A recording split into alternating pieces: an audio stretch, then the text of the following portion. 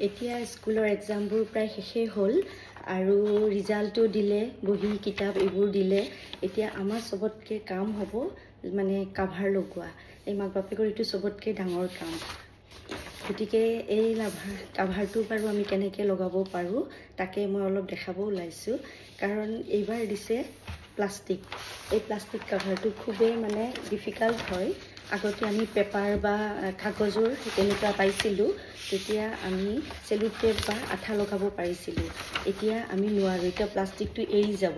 গতিকে কিভাৱে আমি এই কাভাৰটো লগাম মই অকণমান দেখাইছোঁ, আপোনালোকক দেখুৱাই দিছোঁ। এই ভিডিঅ'টো মই মোৰ ফ্ৰেণ্ড এজনীৰ তাত দেখিছিলোঁ সেইদিনাখন। দেখি ভাবিলোঁ মই আপোনালোকৰ আগতো শ্বেয়াৰ কৰোঁ কেনেকৈ এই প্লাষ্টিক কভাৰটো ফিক্স কৰি ৰাখিব পাৰোঁ আমি আঠা বা চেলোটেপ নলগাকৈ। সেয়েহে ময়ো ভাবিলোঁ মোৰ ফ্ৰেণ্ডখিনিও শিকক, সেই বুলি ভাবি মই অলপ দেখাই দিব ওলাইছোঁ। প্ৰথমতে মই এই প্লাষ্টিক কাভাৰটো লৈছোঁ, তাত মাজত মই কিতাপখন এনেকৈ লৈছোঁ, সোমোৱাই দিছোঁ। তাৰপিছত মই এইটো সমানকৈ লৈছোঁ, সেইটো সমানকৈ লৈ এইবাৰ মই এই বস্তুটো এনেকৈ লৈ সমানকৈ এই দুইটা মূৰ এনেকৈ কাটি দিছোঁ।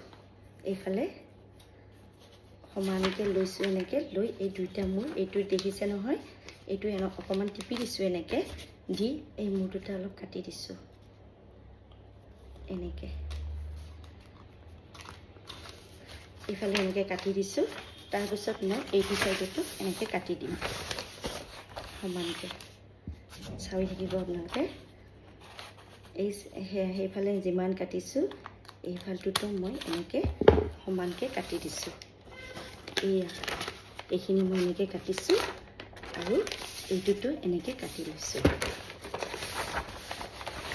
তাৰপিছত মই এই কাভাৰটো এনেকৈ লৈ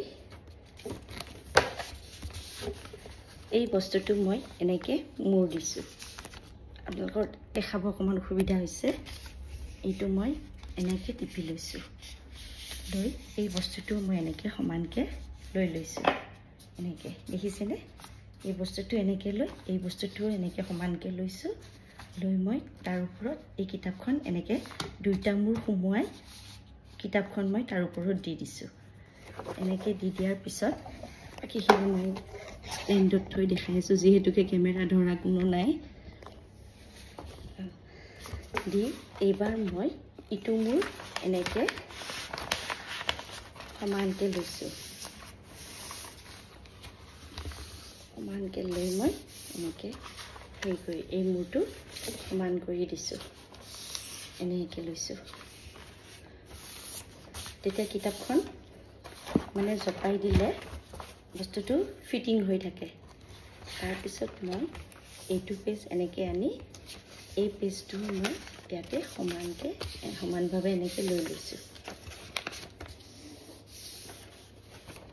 এয়া হৈ গ'ল। এতিয়া মই দুইটা মূৰ এনেকৈ লৈ লৈছোঁ। এইটো লোৱাৰ পিছত এই বস্তুটো সোমাই থাকিলে বুকটো সমান হৈ গুচি গ'ল। এয়া অকণমান আঁতৰত লৈছোঁ বাৰু।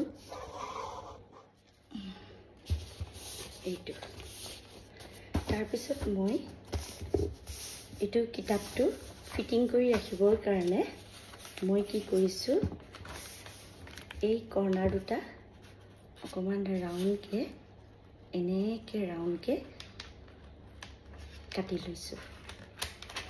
কৰ্ণাৰটো যিহেতুকে প্লাষ্টিক সেইকাৰণে আমাৰ অলপ অসুবিধা হৈছে। ঠিক তেনেকৈ মই তলৰটোও কৰ্ণাৰটো কাটি লৈছোঁ। এই তলৰ এইটোৰ কৰ্ণাৰটো মই কেঁচিৰে অকণমান এনেকৈ কাটি লৈছোঁ। হৈ গ'ল।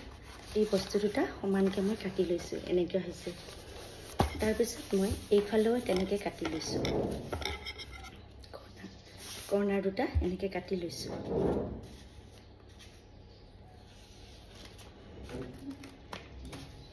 এনেকৈ এইটো কৰ্ণাৰ হ'ল। তাৰপিছত তলৰখনৰো মই কৰ্ণাৰটো তেনেকৈ কাটি দিছোঁ।